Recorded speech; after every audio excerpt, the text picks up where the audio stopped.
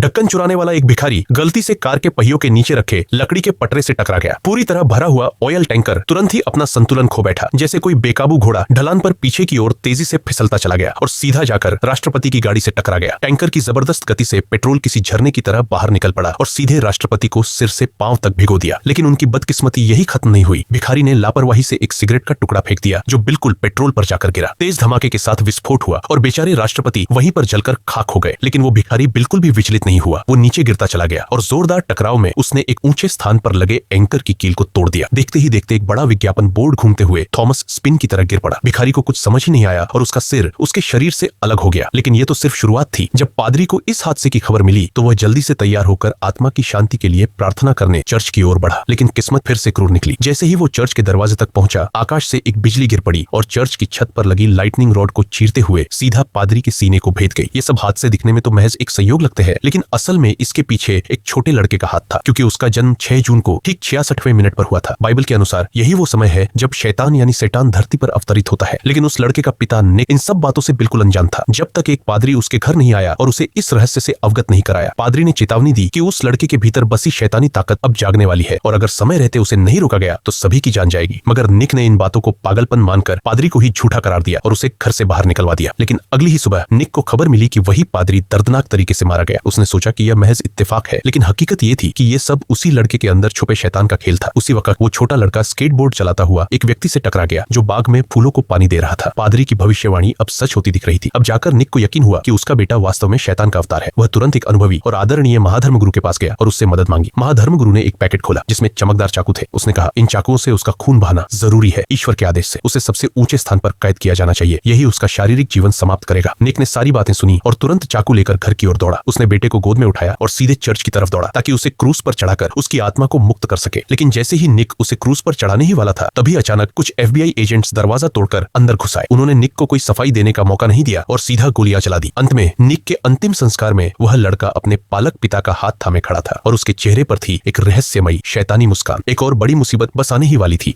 Film यही खत्म होती है। मिलते हैं अगली कहानी में।